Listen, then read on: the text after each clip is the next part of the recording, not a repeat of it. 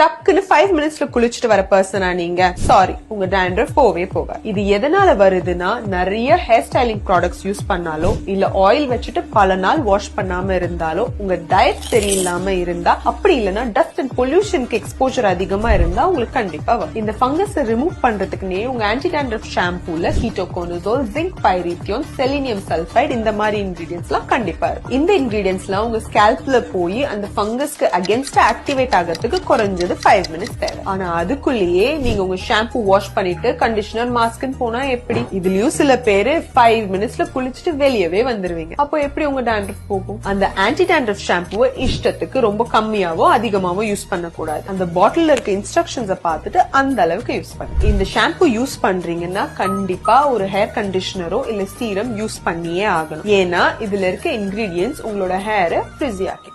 லாஸ்டா dandruff control ஆகுதுன்னு சொல்லி அதே ஷாம்புவை ரொம்ப நாள் யூஸ் பண்ணாதீங்க. இது உங்க ஸ்கேல்பை ரொம்ப ட்ரை ஆக்கி ஹேர் ஃபாலே காஸ் பண்ணும். அப்படி dandruff உங்களுக்கு கம்ப்ளீட்டா ரிமூவ் ஆகணும்னா பார்மசில ஈஸியா கிடைக்கிற ப்ளூ கேப், செல் சன் இல்லனா கீட்டோநெக்ஸ் ஷாம்பூஸ் ட்ரை பண்ணி பாருங்க. Follow for more.